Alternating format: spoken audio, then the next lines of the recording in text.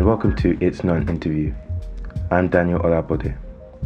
With this podcast, I want to try and talk to creatives and interesting individuals, not just about their particular creative endeavours, but also about their ideas and opinions too. Talking to people about the ideas and opinions that drive them can really be useful to the process of molding my own understanding and opinions on particular topics, even if my opinions don't seem to align with the perspective being offered, as this gives me a chance to put my perspective to the test, but also it creates dialogue, which I feel is important in order to understand people and solve problems. Unless our opinions are challenged, it can be very easy to go about not really knowing why we believe the things we believe. And some of the time, some beliefs that we hold can be unknowingly contrary to whatever moral standard that we live by. The feeling of cognitive dissonance can be quite uncomfortable, as it forces us to change, based on the realization that there is inconsistency in our thoughts and actions. But the result can create an individual with a better understanding of themselves and the views that they have. Unless there is some form of dialogue or communication of ideas, people tend to not really know what they believe or why they believe it. So I like to have dialogues with people and hear out their ideas and theories about topics, regardless of how controversial they seem to be, in order to weigh these ideas with my own understanding and shape my overall viewpoint concerning whatever the topic may be. This very well may be an important thing to say at this particular point in time, considering the UK general election that will be happening in just over a week from recording this intro. Whatever your stance is on this election, I would encourage that it is based on informed decisions to whatever degree that is possible. Be that by reading the manifestos of the parties and seeing if their pledges align with your particular views, or listening to the leaders talk about their plans and views, and seeing how they answer hard questions. You can really learn about a person based on the way they answer a tough question. I remember a quote that I read that I will never forget.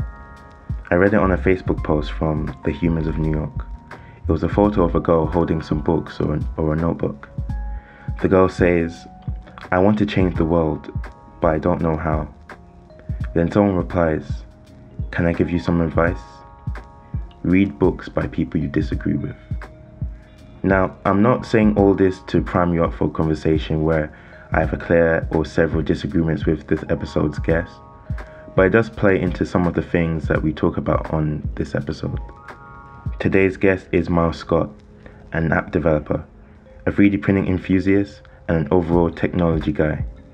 Miles likes to get his hands on cool technology and essentially make cool shit.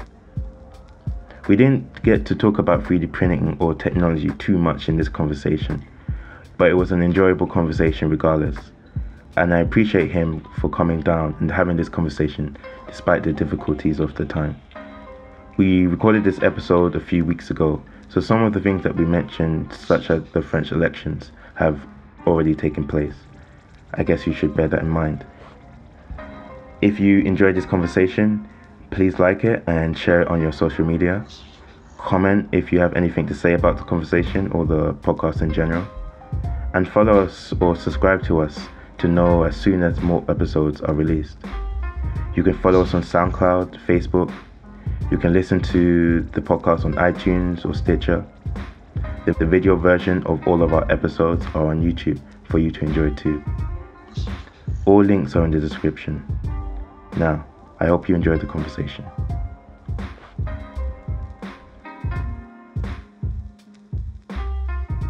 Anyway, okay, good to have you on here, Miles. How you doing, man? I'm good. Hi, nice to meet you. Or not to meet you. See, I'm already nervous. Yeah, it's nice to see you, man. So, like, one of the reasons why I wanted to bring you on here is because, like, as well as the cool stuff you're doing in terms of like app development and like all your 3D printing stuff, I suppose I see you a lot online, and I see like you're quite political in you like to engage in a lot of like political talk. Well, engage is maybe engage is an understatement. Ideas are interesting, and ideas I don't like there's like a lot of misconceptions that I'm like very angry with people, and I'm angry with stupid. I'm fine with people like having different opinions and things as long as they have sensible reasons for them.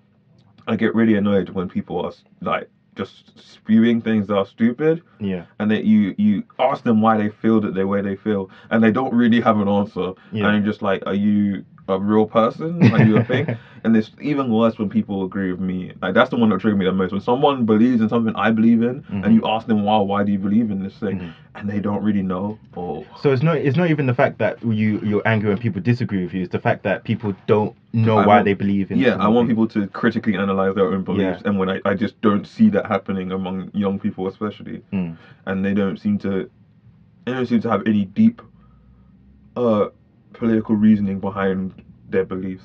Yeah. And it's like, if you don't know why you think what you think, how do you go around in life? I don't understand that.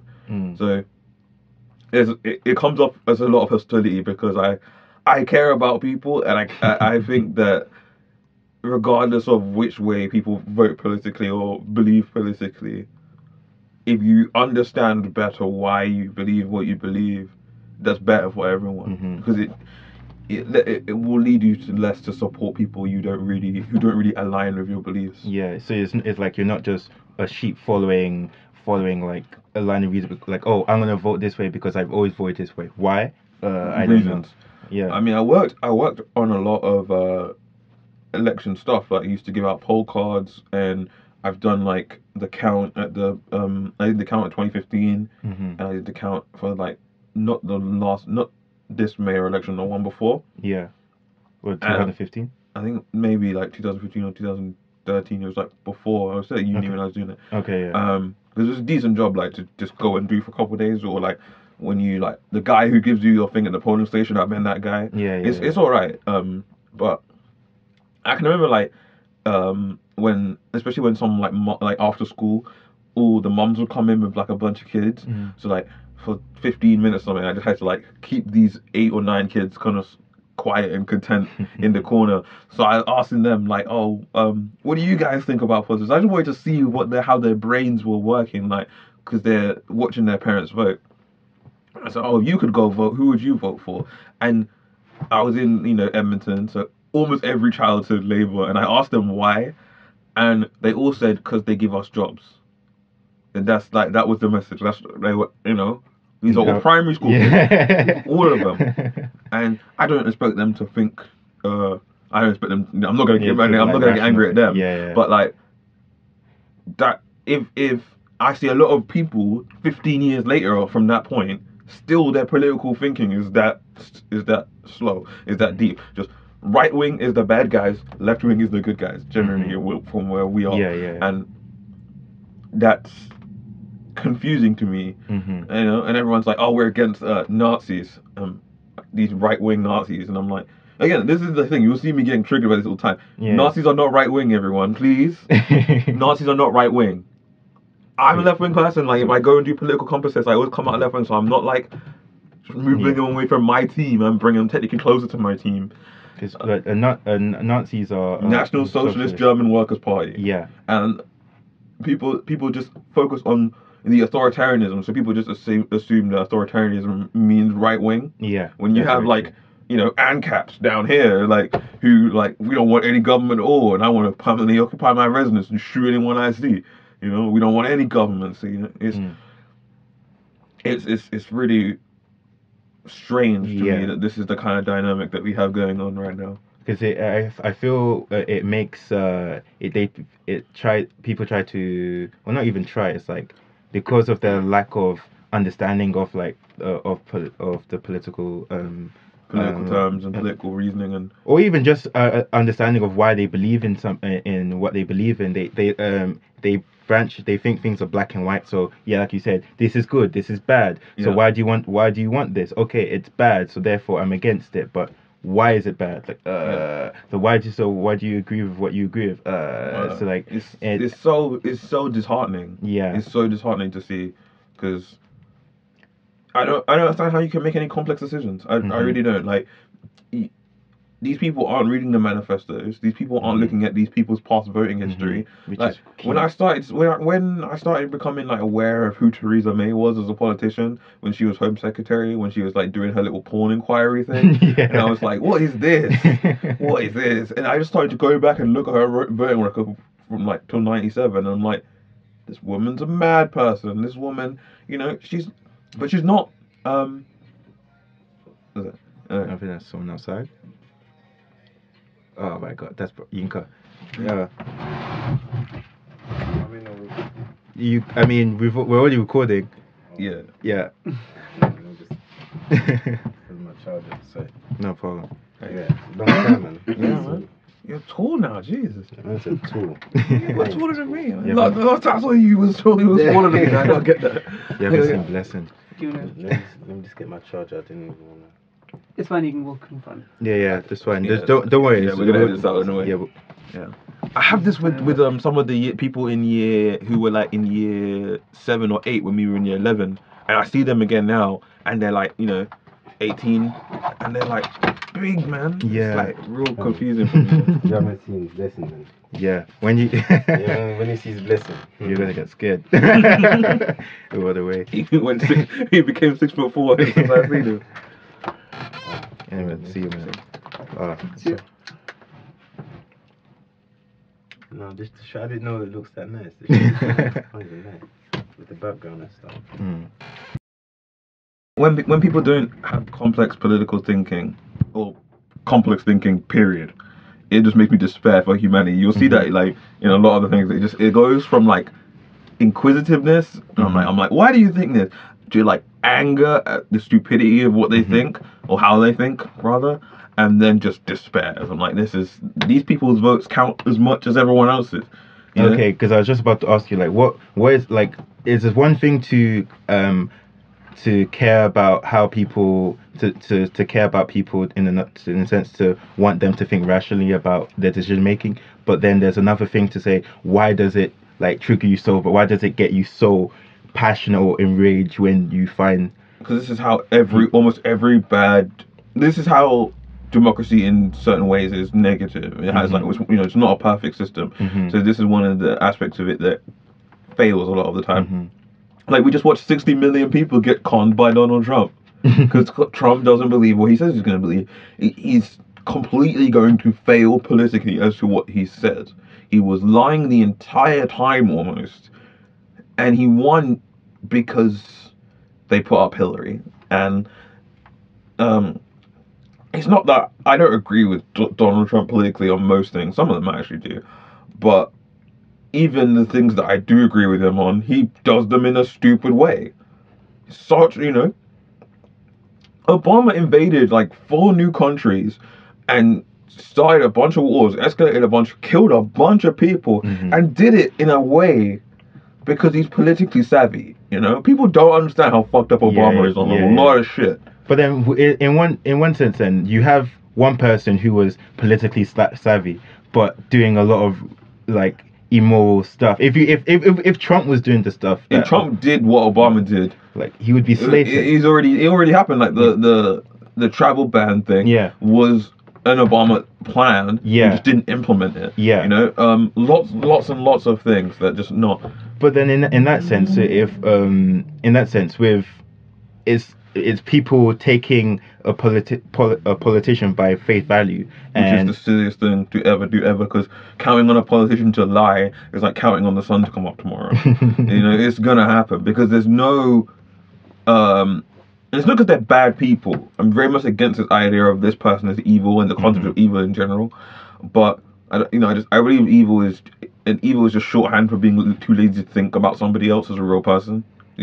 He's like, this person's evil. I don't have to think about them anymore. I mean, there are the concept of evil is real. Like to force, like so if someone is doing something immoral to I guess doing something to the point where they are doing things irrespective of how it will affect Evil like, evil other is a matter people. of perspective. Yeah, Evil that's is very true. That is that's always, why I that don't will think it's always real be because it's true. subjective. It's Yeah. entirely subjective. Well, No one things is- that are subjective are still real. Like I can like the concept of something being nice, something being beautiful, No, something of like because these things don't exist. Right? Yeah. Niceness, right? Something Yeah. that's nice to one person is not nice to another true. person. And I'm not disputing that, but to someone who believes, who has the perspective of something being like nice or evil, Right. it's still evil to. It's like just because you can I can hit you now and you will feel it, but Oh. I won't feel it because the pain is subjective, but it doesn't mean pain doesn't exist. Yes, but the context in which the pain happened is very important. You know, Yeah. if I'm running out into the road trying to jump in front of cars and you punch me and throw me down on the ground, that's a very loving thing to do. You know, thank you for that, right? Mhm. But if But we, then- if we're fighting over some girl or some stupidness, Yeah. then when we're beating shit out of each other, then that's not nice. Or Mhm. maybe it is. You know, Mhm. I find it's too simple. You know, like Yeah, it's too simple. Like if yeah. you, like a person who I've read way too much of, and this is gonna get taken out of context and everything, but like Yeah, Hitler a lot. Like Hitler to me isn't an evil person.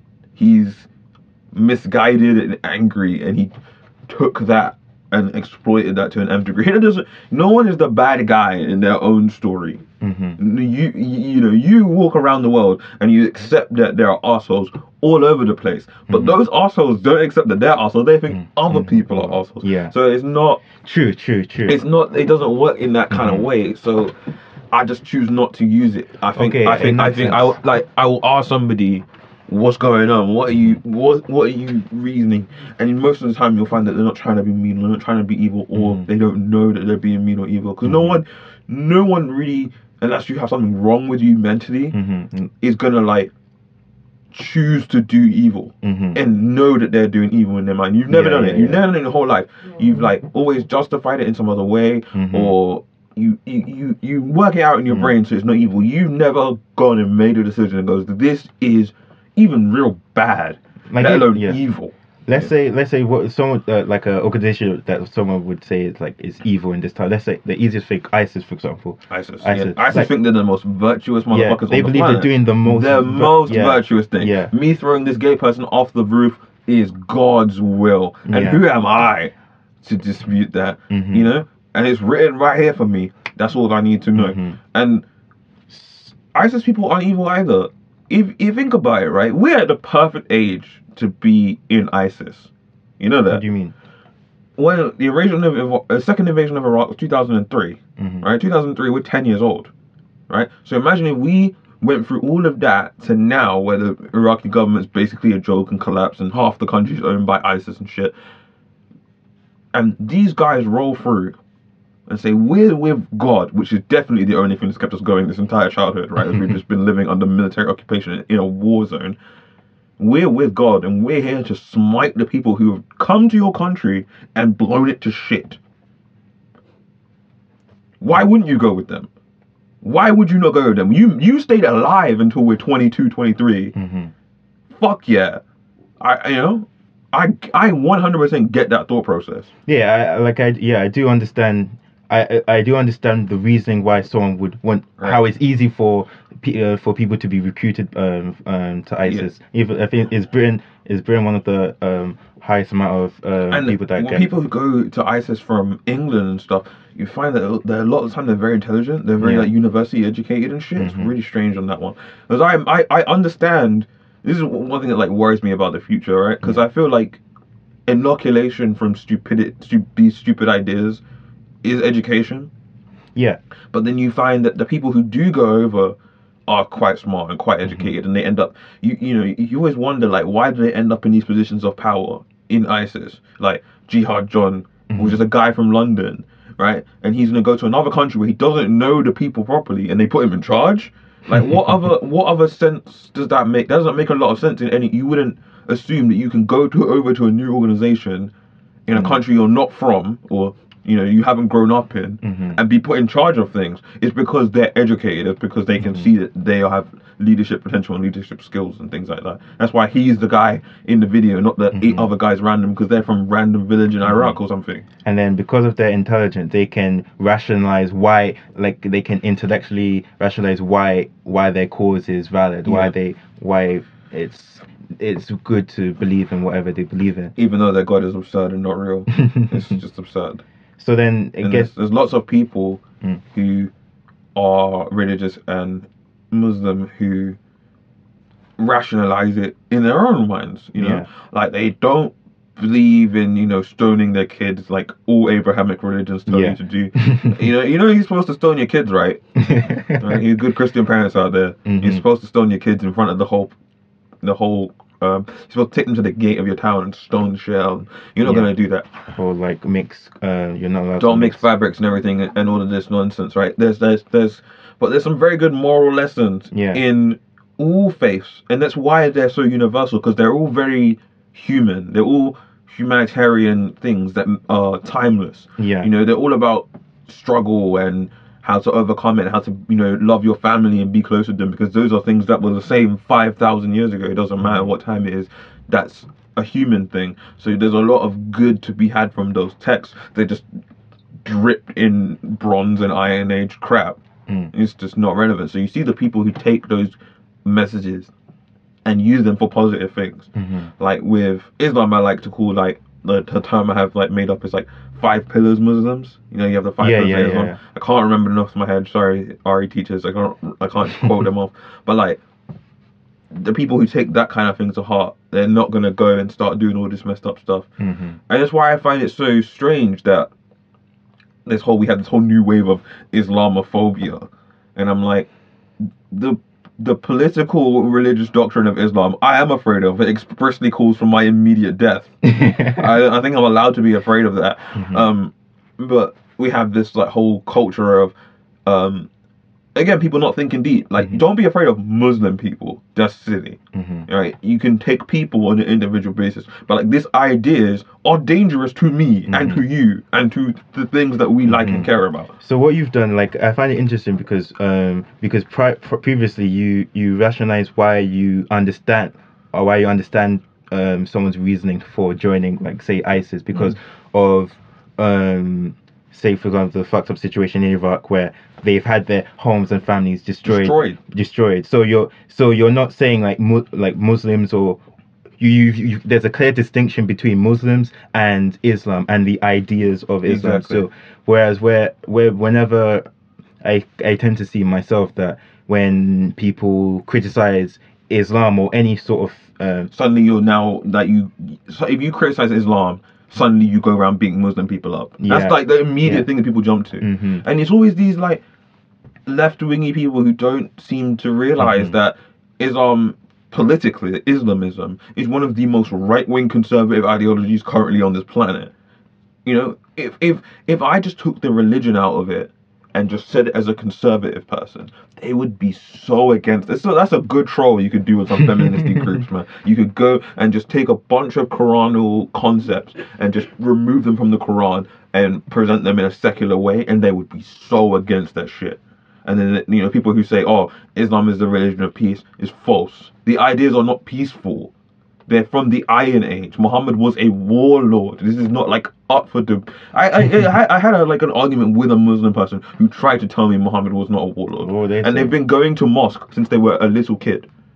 Well, I guess what were they saying though? They were he was the most peaceful man and everything. I'm like, no, I've gone and looked at the battles that he did. They're fucking amazing. Why do you walk on Hajj? You're going the 28 miles from Medina to Mecca, on which he destroyed all of the tribes and got in the way and took over the entire capital of the place and started a caliphate that raged for hundreds of years and did good and bad things. Muhammad's a warlord, right? Your religion is built in that context. Yeah, and you're not saying that as you're just saying he was a warlord because that's what he was. That's what he was. Rather than adding morality to this is a good thing or bad thing. Revisionism is cancer. Yeah. That is when you start taking modern morality and applying it to people who it doesn't apply to, then everyone's evil. Everyone's a piece of shit. We're pieces of shit. there are things that we do right now that are fucked up that in 100 years they'll look back and say, those fucking savages, how could they go around thinking they're good people? We don't even know what those things are yet. That's very true. It could be from eating meat to driving cars to putting people in school. Yeah. Imagine in 100 years when we've mapped the whole brain and everything, and we can download things into people's heads, so people have to sit for an hour plugged in, and then they can go and live their lives. Instead, we made people sit in rooms and memorize shit for hundreds of hours. Fuck that, man. Like, when you do the relativism, the problem I have with it is, for example, pedophilia in Islam, which is like a relative term based on what time and where you are. Milo Yiannopoulos figured that out. And that's a whole other thing. But you can get into that. I don't have a problem with Muhammad having 9-year-old wives and banging 9-year-old girls, because that's the thing that they did back then. I can't help it. I can't stop it. I don't know these people. I can't get all morally outraged by it. What I am morally outraged is millions of children are gonna be fucked tonight in child marriages because of Islam. Today, it's not okay. And today there's no excuse for it. We know the psychological or sociological effects that has on a child. That's why I think the only way you could get death penalty back in this country is if you said, we want to put the pedos to death. If we got imagine if we took Rolf Harris or something, we just left them on a street. How long would it take someone to kill them? Not that long. I really they would at least be violently assaulted immediately.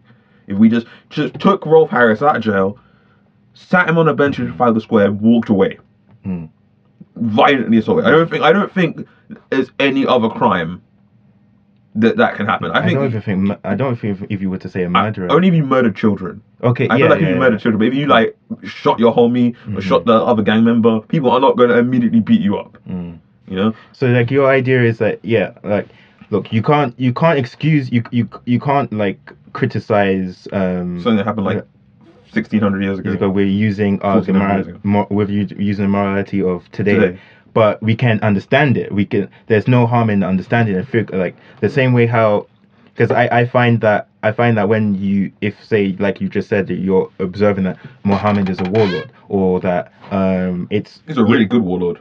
Yeah, he was. I don't like his religion, but he's real good at what he did. He was quite successful. Extremely. But there's no problem in looking at that. But I feel that with some people, when you look at history and it goes against your reasoning or your personal beliefs. So for example, your friend that you were talking about Islam to, and you were saying that he's a warlord and he assumed that he was a really good peaceful person. It's because it's trying to fit in. He or she was trying to fit this narrative of who Muhammad was, or whoever the person could be, and they say no, anything negative is not the case. Muhammad didn't even chill out when he got old. He didn't even do a snoop, man. He was still leading campaigns well into his 60s. Man, he was OG, man. He was real good. And Muhammad as a historical person is really, really interesting. I'm not looking at it and I'm morally disgusted. How could you? You can't do that and have any kind of understanding of history. But man, he's the thing that makes Muhammad so amazing is that he was just a guy. He was not from anything. It's Muhammad and Genghis Khan. You compare Alexander the Great, who gets handed the best army in the world and then goes on to do the most amazing thing. Well, no shit. It's like Donald Trump inherited $400 million. Wow, you're a billionaire? Well done. You'd be a billionaire if you literally did nothing. Yeah. If you just left your money in the bank and went golfing from the 70s till now, he'd still be a billionaire. Yeah, that's funny. Alexander the Great is Donald Trump is the Alexander the Great of the 20th century in terms of accruing money. Yeah. But he's not even that good, because Donald, you should be richer than you are. You really should be. Selling steaks in a closed shop. Get the fuck out of here. You did that. Yeah. And he tried to start a vodka brand when he doesn't drink. Though, yeah, I with Donald Trump, I'm still very I understand he's not intelligent for sure. He's not as intelligent as the people around him. He's intelligent. He's easily led. his ego and his narcissism, that he's just being entirely manipulated by the neocons around him. Like Steve Bannon is the it's George Bush and Dick Cheney again. Dick Cheney was the president. Yeah. You really think George Bush was president? Who actually thinks George Bush was president? This fucking George Bush reading upside down. Trump is saying, "I love the poorly educated." They're laughing at us, at our stupidity.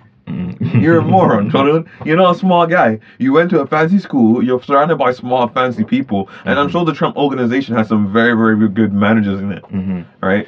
Like the only reason why I'm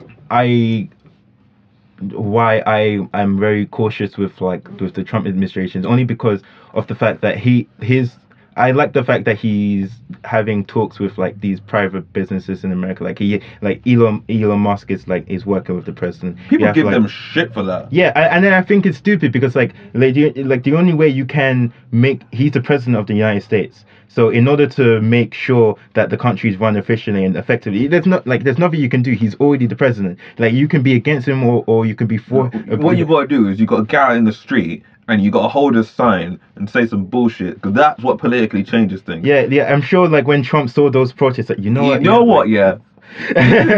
the thing with protesting, right? This is why I'm getting so angry at Black Lives Matter. This is why I'm getting so angry at like feminist protests, because you have no political capital behind your protest. You're just going and having a party in the street. That is what you're doing. You're going and having a party in the street with signs. And then they're like, well, Martin Luther King got things done by protesting. No, Martin Luther King got things by political messaging and political capital. You know, if you like people who say this to me, especially the Black Lives Matter thing, they always jump back to Dr. King all the time. First of all, if Dr. King came and saw this shit today, he would have a hard time not slapping people. Yeah, I've seen the Boondocks episode. I feel like he'd raise a hand up. There's some real shit behind that. He'd raise a hand up and then put it down. The Lord told me, I believe in what, he put the hand up. Yeah. I really do believe so. Because people seem to think that the president, like Lyndon B. Johnson, liked Martin Luther King or something. No, he hated him. Yeah, he made him make the most destructive political decision since the Civil War. You know, the 1964 Voting Rights Act flipped the political parties. It was that. Can you imagine the level in British politics that would need to do for all the Labour people to quit and new Labour people to not want to join, and they join the Conservatives instead. Like the whole ideology of the party's flipped. That's why when people say, the Republicans freed the slaves. Well, yeah, but the Republicans at the time were like the progressive, forward-thinking people and not the conservative people. You know, it's but even as you were saying that, I remember reading this one thing about Dr. King and Lyndon Johnson. The way they treated Dr. King was like, they just used him as a political ping pong ball. Where I think there was this quote where it was like if we don't worry guys, like the way this is handled, we're gonna have like niggas voting Democrats for thousands of years or something like that, which is true. Like it's in America, like the same way how people just say, well, in the UK you have people saying, who are you going to vote? Labour. And then in America it's like, who are you going to vote? Democrat. It's like, it's the same thing. It's not a real choice. Yeah. But the thing that made, and this is why I got so angry, like Black Lives Matter to me, completely, well, one, they're a defunct civil rights movement because they don't have a leader and they don't have a membership list.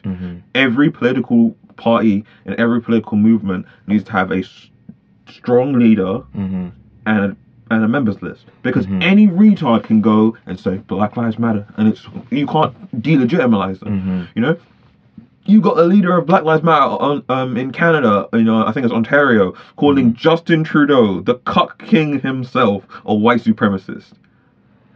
Look at that in terms of like how detached from reality you are. Yeah. Justin Trudeau is trying to put the most progressive agenda in Canada's history, and he's a white supremacist, then everyone's a white supremacist. I think people are just throwing things like Nazi, white supremacist. It's like it's like a quick, easy way of like, I don't have to think. It's just evil, bad. Why do people don't vote Donald Trump? They're full of hate and meat, and like, no, they're angry, they're annoyed. Donald Trump won because Obama didn't do any left-wing shit, because Obama's not left-wing. If Obama was in British politics, what party would he be in? He'd definitely be conservative. He'd be in the Conservative Party. like he was definitely a neoconservative, I think. From our Overton window, yes. Yeah. Entirely. But the thing is, the thing that I'm struggling to understand with all of this is especially with Black Lives Matter, is like I used to, because I remember I had this conversation with someone that it really changed my perspective on Black Lives Matter, because at first when I used to argue about for their the policy, if you go on Black Lives Matter website, they have a clear list of things that they're trying to do, but like you've just said, because of the fact there is no, it needs a lead, it needs someone that can like be the force of nature behind it. And then when some people who claim to support Black Lives Matter do things like that delegitimize their cause, they can just say like shoot a bunch of police officers, or like fuck the police, or like kill the cops, or kill the pigs, or do anything. How are you making Bill O'Reilly's job that easy? But Bill's gone now anyway. Now. Rest in peace. How are you? That guy is a fucking scumbag, man. Such a scumbag. Tides go in, tides go out. Sorry, you can't even explain that. My God. The thing that makes them so defunct is that they're not gonna get anything done. There's a reason why Martin Luther King has a law and Malcolm X doesn't. Right? Because when they shut down Bernie Sanders' rally, I lost all respect. I was done. The man marched with Martin Luther King. He is the perfect representation of why Martin Luther King won. Right? Why he has a day and a statue and all this shit. Because what happened on the Master Selma? The MPs attacked a church procession, essentially. No one can smear them. They tried to smear them as violent communist radicals. And then, this is the first age when television was getting done, right? So people were, going to the nightly news and hearing about these violent communist radicals. And they see a bunch of grandmas, people singing hymns. And the narrative no longer flowed. And then when they saw those people being attacked by, the police, and dogs sicked on them, and you've seen all the photos iconic stuff. People like Bernie Sanders, who were in college at the time, went down there, dropped everything and went down there. And Black Lives Matter now, 50, 60 years later, is shutting down his political rally when you can see the famous march over the Robert E. Lee Bridge, and like 3 rows back from Martin Luther King is circled Bernie fucking Sanders, and you're shutting down his rally? How politically retarded are you? This man was the best thing you could hope to do if you had any kind of sense, if you had any kind of political mastery, or political novice, right? Black Lives Matter would have worked with the Sanders campaign. Bernie Sanders would have come out in support of, but how easy is that of a commercial for Bernie Sanders to make? I was with Martin Luther King, the actual guy. Here's me at 21 years old getting arrested, right? It's not that hard for him to do that narrative, It's not like Hillary Clinton trying to post, I went to Wall Street and I told him to stop. You can't. You don't have any substance behind your narrative. It's the easiest political commercial to make ever, and they fucked that up. Dead. They're not gonna get anything. And anytime you come out against it, people question your blackness. Suddenly you're not black because you don't want to support a violent movement. And the actual founders of Black Lives Matter, the 4 girls that did it, took inspiration from a convicted cop killer that's hiding in Cuba still. I wasn't aware of it. It's a thing. You can go look it up. The original founders of the movement took inspiration from this violent killer in the 70s who killed a bunch of cops in like Alabama and then fled to Cuba. And she's still there. Like, who? Do you know the name of I can't remember her name. Okay. We need to be Joe Rogan. We need to look it up. Yeah. But you can go look it up. It's a thing. Yeah. And they, it's not like an accusation put upon them. They said, we take inspiration from this person. We always have to remember her message. And it's violent, radical, communist shit. So, like, it's not even when people who I think that when people, rational people who support Black Lives Matter, when they see it, they take the name by face value just to say because they're not thinking deeply politically. This is why people ask, or when people will say it means Black Lives Matter. That's it. Ignore that I'm burning and killing and raping and beating people. Ignore that I'm openly supporting violence against people with different skin colors, but I'm not racist. Ignore all of that. It's just about Black Lives Matter. When people say feminism is just about equality, well, so is communism. It kills blonde people, you know. And you got this whole Antifa thing going on right now, where they're acting like the SA in the streets, and they somehow think that they're not authoritarians. But again, people just assume, oh, because Nazis are right wing, which they're not. If we do the same thing as them, we're not like them when they are. So I guess one of the things I'm taking out from this is, and I guess I already, well, one of the things to take out from this is to try and separate the morality from political movements, because let's say someone who thinks Black Lives Matter is right because they think they have a moral obligation to fight for racial equality. Yeah. Or someone who believes in feminism because they want to fight for gender equality. What do those words even mean? What do people don't mean the same thing when they're talking about equality? Yeah. Like, I don't believe people are equal, and that's a very loaded statement. Like, people now make assumptions about me when I say people aren't equal. But what do you mean by people? When I say people aren't equal, people are not as useful as each other. People are not as worth as much as each other. Some people will get paid more than other people. Some people deserve more than other people because they work harder, or they do a different thing, or their skill is more valued. People are equally people.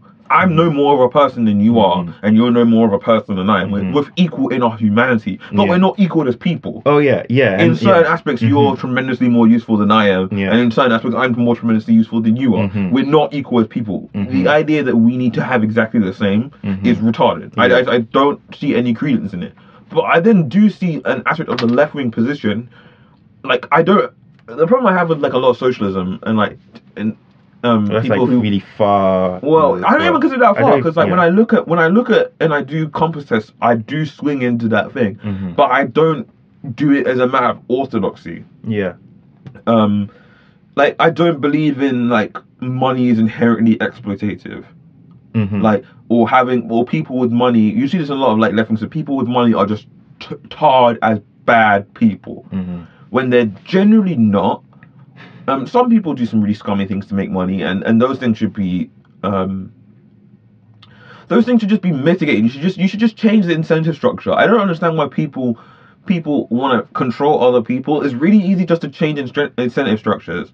That you'd have better politicians if you changed the rewards of being a politician. If you change that dynamic, different people would apply to be politics. I'm very politically active and politically aware. I would never be a politician. If you ever see me running for office, I am so angry. All right, I would have, and I'm so upset. Is the thing? There was a great video I saw about this will get Trump elected. That was the title of the video, and it was Trump being annoyed at shit for like 30 years on television. Just being frustrated about politics and things, and it was really like eye-opening. It's like being a billionaire to being president is a step down. It really is. Like, if I said, do you want to be a billionaire or a president? You're gonna pick billionaire. You don't want to be president. I'm gonna hang out my island, have a harem, right? But he was just so annoyed at certain things that he doesn't like, and a lot of the things he was saying that he's completely fucking abandoned now because he's a con man. But a lot of things he's saying will have some credence, America is getting fucked over. The workers are getting fucked over. And that's why he won all of those rural states that don't normally vote Republican. Because, but at the same time, you don't want to, like, in this current presidential thing, I don't think this guy made it through. I'm not super... this is French. This is the French thing that's just happening. Yeah, the French presidential election. One of the guys on the left wanted 100% tax rate over a certain amount of money. Yeah, I saw that. And it's like, you just hate people with money. There's no point. My feelings on this, like, when people call me, like, sometimes I get like a lot of things where people seem to think I'm a conservative or call me right wing. You might have seen this shit. When I believe in that universal basic income, which is like one of the most lefty things ever. But I believe in it because I don't see a problem with people having $1 billion. I don't see a problem with it. The problem is that people don't have anything. So like I'd want to set. That's why I believe in universal basic income, and because we're gonna have automation, it's gonna have to happen. Yeah.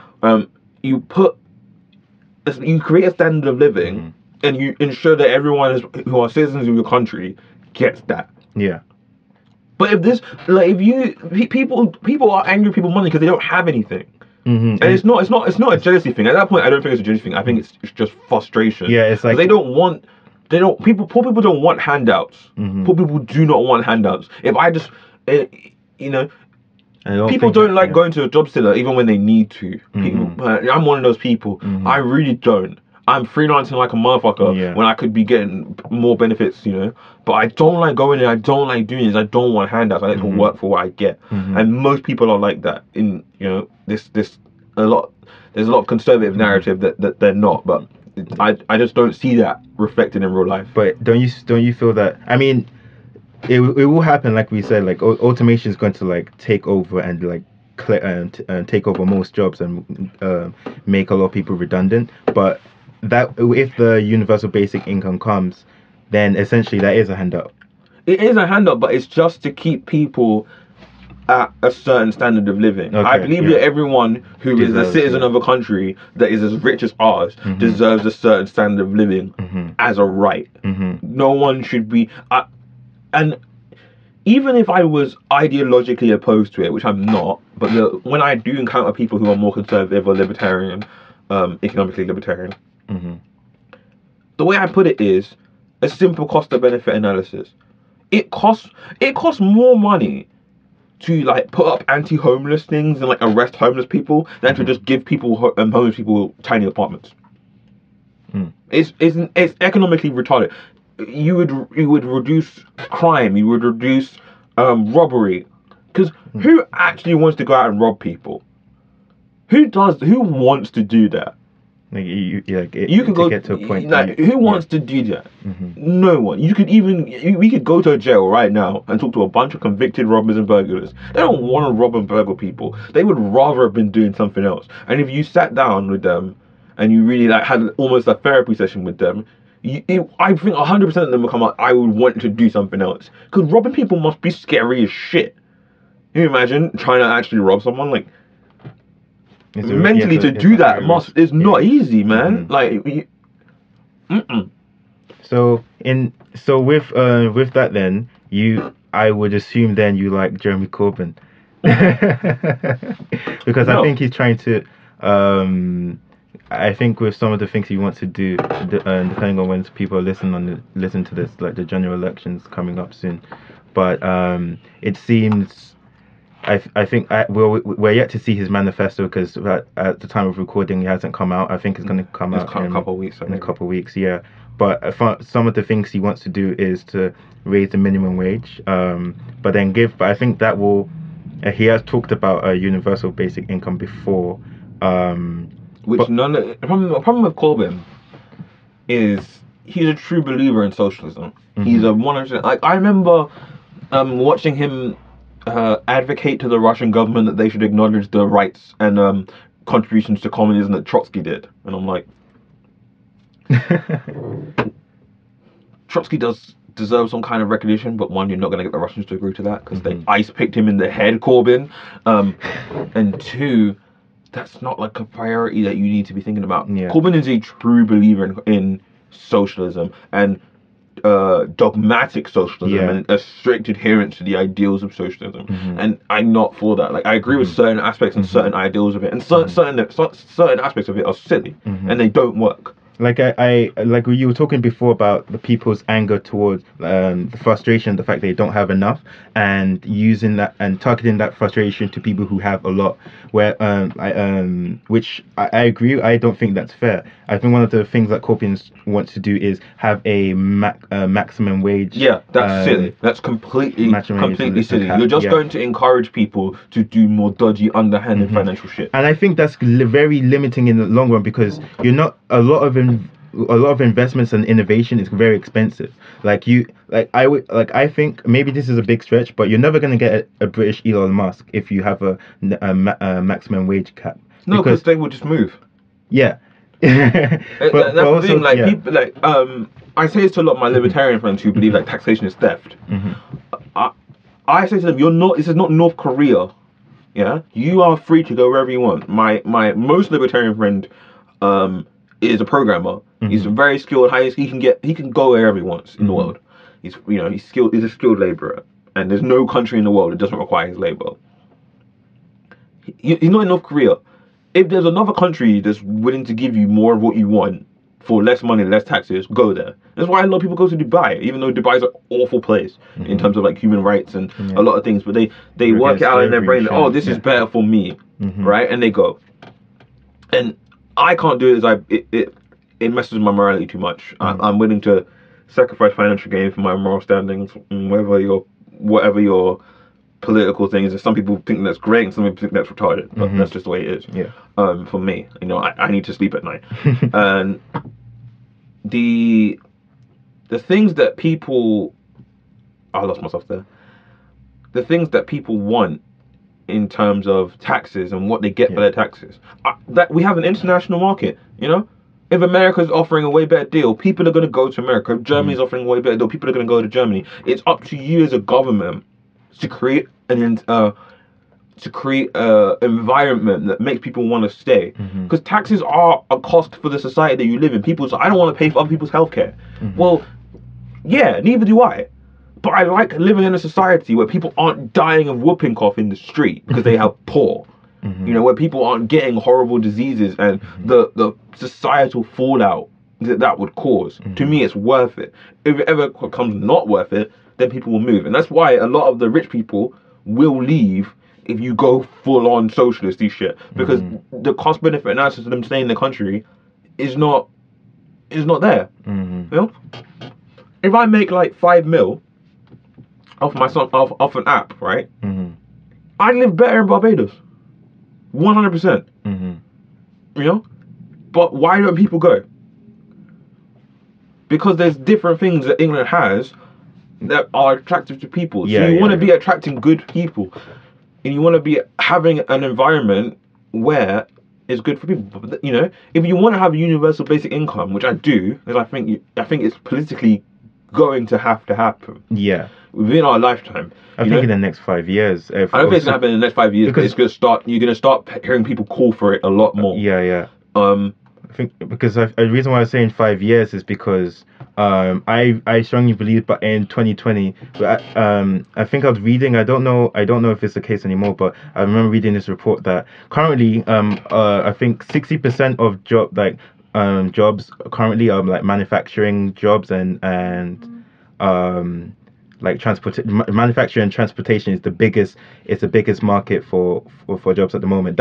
And these are the two areas that are going to be automated. And I think by 2020 we're going to see automation become commonplace for driving, at least for transporting goods. And I'm not sure about in manufacturing, but it'll be like we're working together on like a 3D printing thing. Right? With the leftover parts that's gonna end up accruing from when we're doing repairs and things on the 3D printers, we will build a robotic arm in our little shop on no money. Right? That's a problem. It's not like this technology isn't conceivable. We're at a point in our development where it's a matter of cost effectiveness. It's not. When I said this to my parents when I was little, even when I was a teenager, my dad was like, Miles, I need to go cut the grass.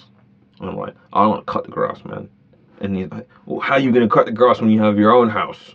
I said, I'm going to have a robot cut my grass. And he's like, looking at me like, oh, yeah. Now we have, that's a thing you can go and buy. And it's, £1,000 now. But by the time I own a house, it might be like 400. And then, if I never have to mow the grass again, I'll pay £400, 100%. What's to stop you having a garden robot that is not, if you're an engineer, you can build it already. And you can wire it into all your smart home things. I've been playing around with Alexa from Amazon on the Raspberry Pi, because you can install that on a Raspberry Pi. You have to put like a little USB microphone in it, and it totally works. It's amazing. It's great. So it's for the 3D printing pod thing, I really want to do some cool shit with that. But I as a novice programmer and even worse engineer can conceptually, if not actually, I just need to find someone with more. I need to find someone with better engineering skill, but I could collaborate and build a robot to cut the grass, trim the hedges, and dump it all in a specific place. I know someone who can work with it. Exactly, right? But I'm a kid, you know, I'm 23 and I live with my parents. I can do that. So what can a company do? You think about it? We were at McDonald's like an hour or so ago. All of those things can be done by robots already. The robot that can do it already exists. And the price of labor is only going to go up, and the price of technology only goes down. You have more technology on a phone over there than we put people on the moon with. You know? So then that, and again, goes back to I because of that, I think that sooner rather than later, people, I think because it's people, not a lot of people are talking about this, and sooner rather than later, it's gonna flare up. Yeah, and then we're gonna get into a problem where we have a lot of people who are unemployed, who can't get jobs, and not because they're terrible, they're lazy or whatever. There won't be jobs for them. You're gonna have the neo-Luddites. You're gonna see Antifa and groups like them smashing up robotic arms, tipping over driverless lorries. Right? Watch this in like 2019, 2020, 2025. You're gonna see these kind of stories of people, radicals, mostly left-wing radicals, because they're gonna feel that these are the tools of the bourgeois to oppress the working class people. And it's kind of true in certain aspects of it. They will be destroying those things. All right, just like they destroyed the mills at the turn of the 20th century. Oh yeah. I actually think as well as that, there's going to be another type of class war, in the sense of like an intellectual class war, because I think maybe this is hard or harsh to say, but not even harsh really, because by 2020 and or 2020 and into the future, the value of people who can, like you just said, you know how to, you're you say you're a novice engineer, but even as being a novice engineer, you're still as more valuable than someone who has no idea how to code or do anything. And this is why I get so frustrated with people with sociology degrees who like to tell me how society works, and they tell me, even some of the feministy people who say, oh yeah, we know the wage gap isn't because of sexism, but it's because we value women's work less, and that's sexist. Right? Because somehow everyone's work is supposed to be valued the same. You're just going straight into communism at that point. And communism, everyone, doesn't work. We only have one actual communist state in this world right now. It's North Korea, and it's shit there. China isn't really a communist nation anymore. They've taken the political parts of communism and they've mixed it with capitalist economics. Okay, and it's very successful. And Venezuela is fucked. And Venezuela is socialism. It's not communism, and it's completely fucked because they don't have efficiency. A lot of the things that the right say about government programs and government efficiency is 100% true, because we don't have the right incentive structures based in it. Right? When you work for your local government trust, what incentive is there for you to work hard? None. This money literally appears from the ether. It's infinite, and you don't have to work hard. You're not really gonna get fired if you don't fuck up too bad, and you ain't got some big promotion and career path to go upon. So that's one of the benefits of the private sector. And when people, especially libertarians, argue for that, they're right in that way. So you need to just add the incentive structures of the private sector into this public sector things, and you need to have that and have essentially the reduction in costs and improvement in efficiency. That savings needs to go to the shareholders, which would be the people. Why are you and I paying for university when we have enough money to drop as many bombs on as many brown people as we want?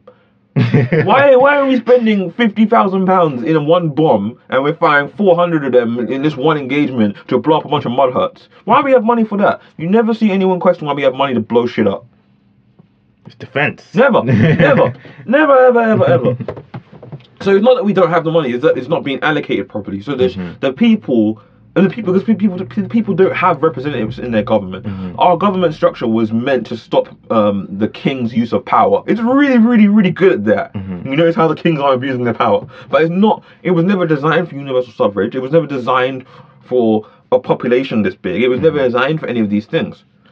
And we're saying that's some people say that's a reason why they would like go moving back to Trump.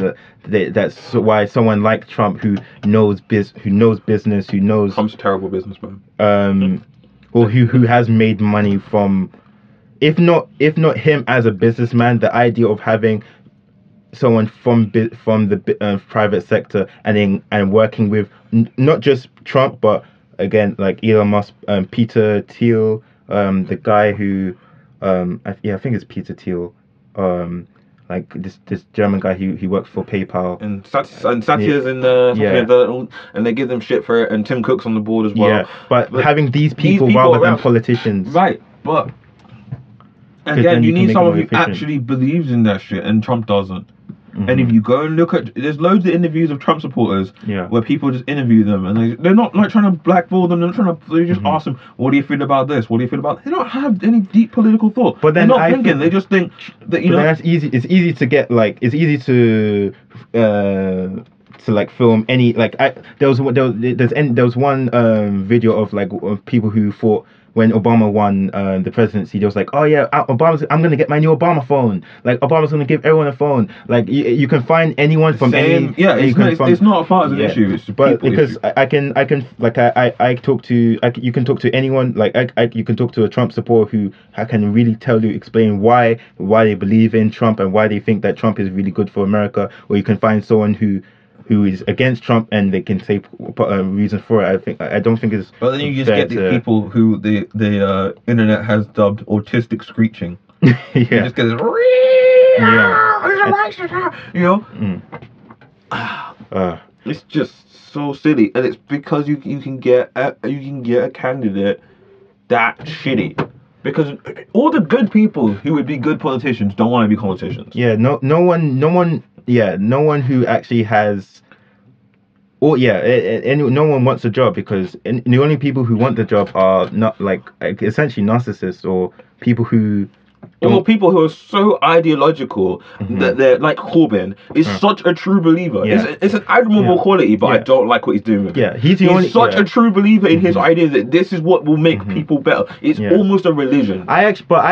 In a way, I prefer like maybe prefer is not the right word, but I like that about Corbyn because he's the only politician that I've seen in a long time who's actually he's saying what he believes. Yeah. He's really he's he's actually what a politician should be. So maybe that's part of the reason why he's getting some support, although I'm unsure. I'm confused because I'm unsure whether his unapproval ratings are based on reality They really are. The problem is, right, because you've got the same half thing the with things Trump. that he says are socialist, and half the things he says are like SJW feministy crap. They're a socialist party that hates the proletariat. Think about it. Think about the messaging you hear come out of Corbyn's mouth all the time. It's all socialism out one side of his mouth, SJW talking politics at the other side. Everything that Theresa May does is hurtful to women and trans people and gay people, and everything that the Conservatives do is bashing down the. He's like if Justin Trudeau and Bernie Sanders were to do the fusion. I mean, well, Bernie maybe Sanders no. is barely, but like. The American overton window is so right wing that Bernie Sanders is basically a communist, and the thing is ridiculous. I mean, it's ridiculous. Their window is so right wing, and they don't know it. I had a big argument yesterday about how apparently we're oppressed because we can't have our AR-15s, and that's somehow going to stop the government from coming in. I had like a big whole thing on this really print group about that. that's a whole other argument. Yeah, but it's a matter of the kinds that you get kinds of people in different kinds of jobs. You go into a design studio, you're gonna find certain kinds of people who all kind of think in the same way. This is why all the alt-right people are stupid, because race and culture aren't intrinsically linked. When you brought me to the office the first time, all kinds of people from all over the place, but there was a common theme that these kind of people believed and think in the same sort of way, and they come together and like each other when they were from all over the shop, all over the world. Although I will, there is a caveat there where you got there, for example, I won't name names, but you have some people who are avid supporters of Trump. Then you got people who are totally against him as an example. But as people, yeah, they are they can like shift politically. It's Yeah, not yeah. necessarily like a Yeah, political orthodoxy, okay, fair but enough. they're the same kind of people. Okay, yeah, I see where You you're know, saying. and you yeah. get it, and you go into another, go into another industry, and you find the same kinds of people. So what are you saying? All of these things, like when people are like, we need to deport all the niggers and we need to deport all the Muslims. You're Yeah. a moron, because the spectrum of people is Yeah. so wide that you like- can't just point at this person and say this is a person like this. Yeah, it's like you can't like race is not the definitive descriptor of a person. You cannot understand the person by saying, oh, you're black, so You must think this. Yeah. Or the same thing with gender and this whole gender fluidity thing is really confusing me at this point. Like, there are certain people who seem to like misconstrue gender and personality. No, keep going. Sorry, man. I'm just curious about time. Like gender and personality. They seem to think that, oh, because I don't feel like a girl and I don't fit into these gender roles, I must be like gender fluid. And I'm like, or you could just be yourself. You notice how all these people are really left wing because it's all about collectivism. It's all about us as a group. Yeah. I really think that like getting somebody to derive their self-esteem from something other than themselves is very, very damaging. It's very mean to do to somebody. I think it's very mean. Imagine if you only got strength. Imagine if you only believe in yourself and your ability to do things because someone else told you could. How much power does that person have over you? They can tell you that you're oppressed and you internalize it. People always love to tell me I'm oppressed. You know my situation right now, all right? I'm not going to put it out there on the internet for everyone, but I'm in a shitty situation in my life. Am I oppressed? Well, are you oppressed? I don't think so. There's things that are going wrong in my life. There's things that are difficult for me to deal with. But am I being systematically oppressed by a person intent on oppressing me? No. Life is just hard. Life is hard for different kinds of people. In different ways. Yeah. Again, this is why this concept of equality is nonsense to me. It's absolute nonsense. Okay? But there are people born who are retarded. Actually medically retarded. They cannot expect to get the same things out of life. They just got the shit stick when they came out of the womb. What some people would say, like, in the idea of collectivism is I'm not for collectivism. I'm quite individualist. Yeah, but what I seem to understand from their way of thinking is that because of their struggles and their how they feel oppressed. Everyone is oppressed. By their definition of oppression, everyone is oppressed. You ever had something bad happen to you and it wasn't your fault and there wasn't a reason for it? Congratulations, you're oppressed. And it doesn't make sense. I feel it's they get a sense of like relief or calm from the sense that, oh, I'm not the only one going through this, so it's like a shared struggle. But then that's exploited by people who don't have your best intentions at heart. But it's like it's the idea that everyone who is a woman will go through this shared struggle. Which is completely false because it doesn't make any sense, right? Because you only see these feminist types in left-wing circles. If the narrative was true, all the right-wing women would stand up about it. All of them. You know, this great thing I saw that Judge Judy said, who was an actual judge, you know, and was an actual judge for years and years and years and years. And they're interviewing her. This woman's interviewing her. She's like, you know, did you consider yourself like a feminist? You were the valedictorian of your class in your law school. You know, were you really proud that you were the only woman and you were the top? You know, you were the female lawyer. And she's like, I don't consider myself a female lawyer. I'm a lawyer. I was the best lawyer in my class. I wasn't the best female lawyer in my class. I was the best lawyer in my class. What are you on about? I was the best. You know, like. It's amazing that the people who scream about women every 5 seconds never had a woman prime minister, but the Conservatives had two. And like Theresa May's snapback at that was good. She's like, you know, she said she said to Corbyn's face in question time one time. She was like, you know, the Labour Party seems to care about women. The Conservative Party seems to just keep making them prime minister. She sits down, and then people did the fug life thing and everything. It's like, come on, man, come on. It's not. You know, because Theresa May doesn't see. Theresa May, it's a mindset change. I guarantee you, I don't like the woman. I really don't. But you have to be reasonable. You know, you have to accept that there's certain things about her that are very good.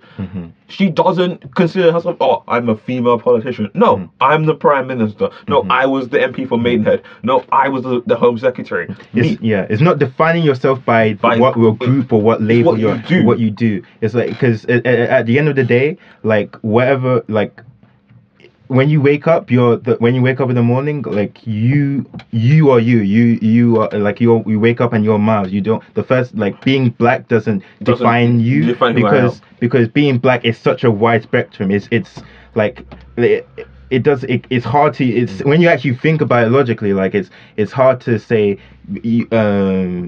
like black people act like this, all women act like, because it's silly, it's not true. Absurd. Because I, as a black man from North London, have more in common with the Queen of England than someone sitting in rural Gambia. Think of that as a concept. Like it doesn't make sense. So all these people are like, we should send the niggas back to Africa. But not every. What the fuck are we gonna do in Africa? What the fuck am I gonna do there? I'm from Enfield, man.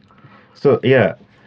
I think this is just, how do you, and my kind of, like, what I'm pondering is how it's essentially like trying to work with bad ideas, because I without trying to like use good or bad, I personally really think it's a bad idea to try and use collectivism as a way of seeing yourself, like saying, like, I think when you wake up you should see yourself as who you are rather than the group that you assign yourself to, because that group may change in one way and you will change in another. It's also becoming incredibly fluid and incredibly not based on any kind of reality. Like, I love the people who were saying that gender and sometimes even biological sex is a social construct, taking the piss out of Rachel Dolezal for being transracial. Do you see the way Black Twitter destroyed this woman? Yeah. And if they did that to any other group of person, oh my days, oh my goodness, you know, but they don't see it. Like, I can't bash somebody for their ideology like that. I feel so sorry for Rachel Dolezal. She must be in so much pain internally in herself. There's something wrong with her. There's something that happened to that woman. If we went back and we like proper, you know, 4chan'd her life, there's something horrible that happened to her, 100, or a series of horrible events that happened to her that told her, if I become a new person, I can get away from that. That's why she went to work for the NAACP. She's not a bad person. She probably identifies with, you see, she identifies with the struggles of Black people because something has happened to her. So she's seen a group of people always talking about their struggle, and she empathized with that. But they just fucked her up on Twitter. It was mean and it was racist. And this whole thing is racist, just so I can get your understanding. Because it would not be acceptable for it to be done. I do not like this double standard shit, right? If you're gonna have laws and you're gonna have societal expectations and standards, they should be universal. I don't believe in differences of people like that. We're equally people. You don't get to get away with shit just because you're Black. You don't get to say this fucking white honky bitch racial slur. Yeah. You know. Because she's white. It's totally, and it's not okay to do that. And this is why stop making the racist people correct. Stop doing it, people. You're doing it to yourself, right? When people say, oh, the niggas are violent and the niggas are don't have proper families and the niggas attack white people, what do we see in Black Lives Matter?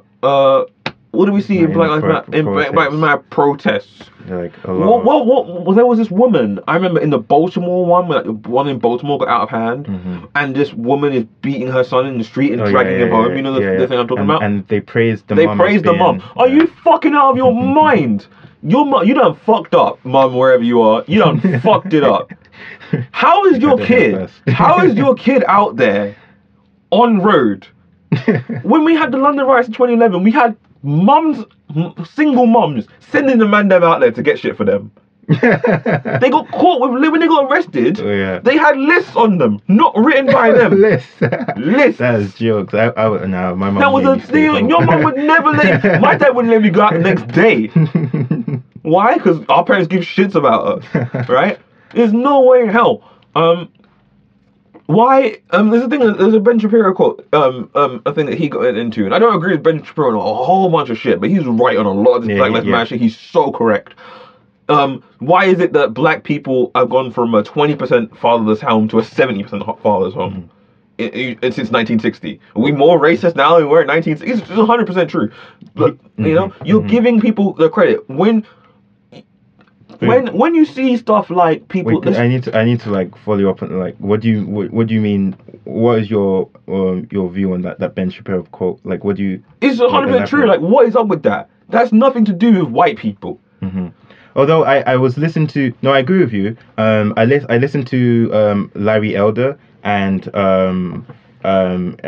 no, it wasn't Larry Elder. Larry Elder interviewed this other... Oh my God. I'm blanking out of his name. Because it's someone very similar to Larry Elder. Anyway, I'll just... But essentially, this guy was talking about the idea that it wasn't like white supremacy or this idea that like the white man or racism is the real thing that caused this this divide between like black people and black Americans and white Americans. It was the left wing policies that a lot of white people say that the fact that we have welfare and things like that welfare cause those problems. Yeah, but I give you a perfect example to why all this based on race is silly. It's decisions. Mm-hmm. There are still white people who live in the ghetto. Yeah. Under this white supremacy that should never happen.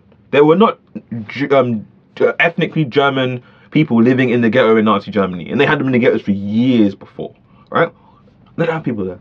You have white people in the ghetto, right? You can go to the shittest areas in London, you'll see white people who live in the ghetto, who born in the ghetto, who die in the ghetto. Mm-hmm. And you go up to them, and if you sat them down and told you your whole life, their family made the same shitty decisions as all the other families in the ghetto. Mm-hmm. And the families that get out of the ghetto make good decisions. Like, Daniel, you got any kids? No. There you go. 100%. Well done. Why don't you have any kids, Daniel? Because I want to do a lot of shit before I get kids. Like what? Like, I have I want to start, I have a few projects I want to do. Yeah. I need to be stable before I have kids. I need to have money before I have kids. There we go. To support need them. a stable relationship. Yeah. A place to raise them. Yeah. Oh, wow. Oh. I wonder if we hit 2050, are Daniel's kids going to be fucked up? I wonder. Wow. This whole concept is so ridiculous, okay?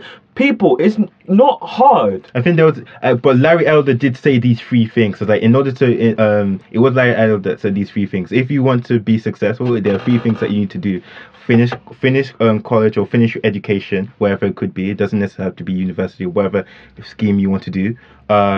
Don't have kids before the age of 25 or before the age of 21 or something.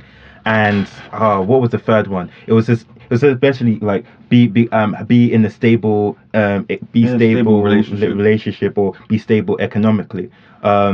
These are things that when you say it make sense. So you know, like what I think it's just people's roast and holiness just like make them forget in the moment. Yeah, this is why fucking is not for kids. This is one of the things I've been saying a lot recently. Like as I start to hit mid-20s, I realized why everyone was telling us not to fuck when we were 15. Right, because fucking is not for kids. It's not that fucking is gonna damage you. Oh, but it feels so good. Though. Yeah, it's not, yeah. But like we say drugs are not for kids, or they say don't do drugs because drugs are not regulated, so they'll do damage to you. Mm-hmm. And they never tell you that don't, or some of the religious people will tell you don't have sex because it will fuck you up. Mm-hmm. They don't tell you not to have sex. Like the act of actual fucking is not going to do damage to you. It's great. Mm-hmm. Everyone likes it. It's fucking amazing, right?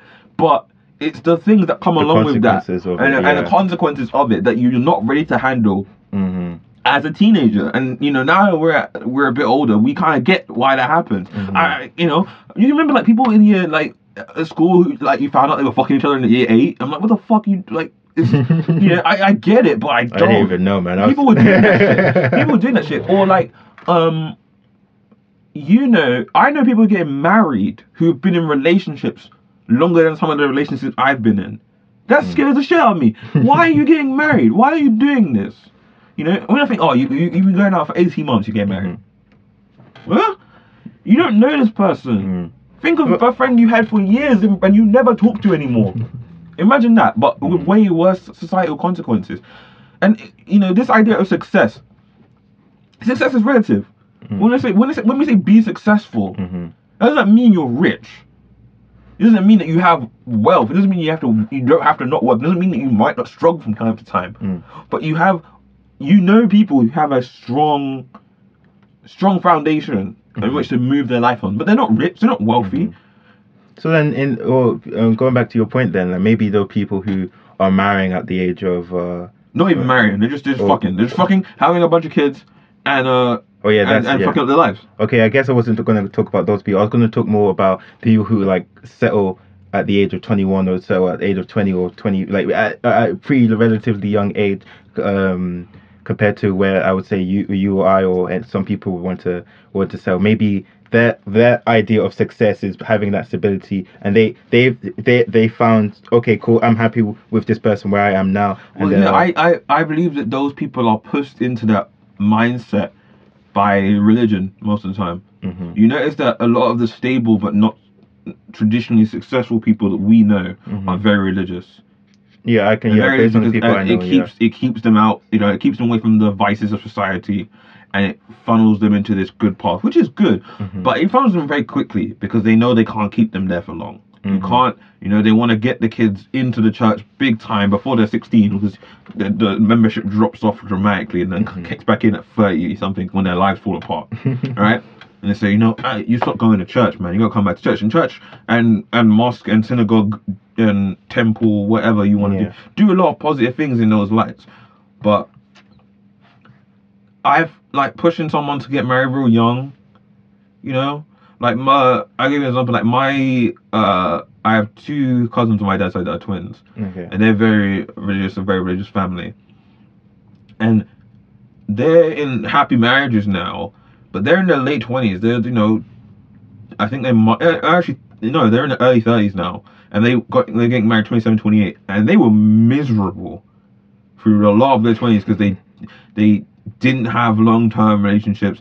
They didn't, like, you know, go out and meet guys like normal people do because they were very religious, and they kept that on, you know, they tried to keep on the stable, narrow, righteous path. Yeah. And they were very unhappy for a very long time. And it was very odd for them to be one of the, and it upset them. Of their church friends and their group of people that they knew, they were one of the last people to get married. It upset them. It upset them because they felt like everyone was moving on and everyone was doing this thing that they really wanted to do. They want to get married. They want to have, that kind of relationship with someone, and it's built up as this amazing thing. It's a good thing, even outside of a religious context.